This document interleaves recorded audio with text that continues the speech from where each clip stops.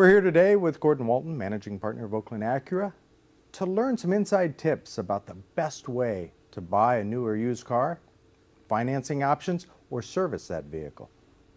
Everybody asks it at one time in their life. Do I lease it or do I buy it? Okay, that really depends on the individual customer and their individual situation.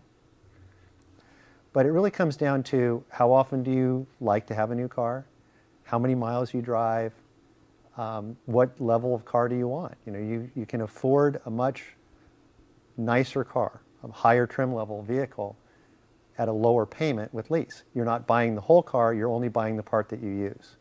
But in the back of my mind, I'm concerned that if I go over what's a normal amount of miles a year? 12, 15,000. Okay, yeah. 12,000 miles. If I go over the 12,000 miles, I'm going to be highly penalized, correct? Well, no. First of all, when you come in, we're going to do a really good job at trying to estimate how many miles you're going to drive. We're not going to let you buy, let's say, a 10,000 mile lease when we know you drive 15,000 miles. Okay, so part of our process is to really understand how you're going to use the car and make the best value in the deal for you. The second thing is that over mileage is 15 cents a mile. So let's say you had a 15,000 mile lease and you drove 16,000 miles that year. Well, that's only $150.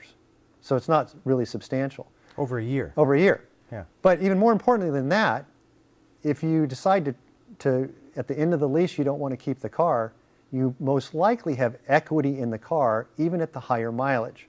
So you come in before the lease is terminated and you trade the car in on a new car or just want us to buy it, and we most of the time can eliminate any mileage charge because the car's worth more than the residual value that you've agreed to pay at the end of the lease plus the mileage charge. So it's really a very easy thing to overcome on mileage.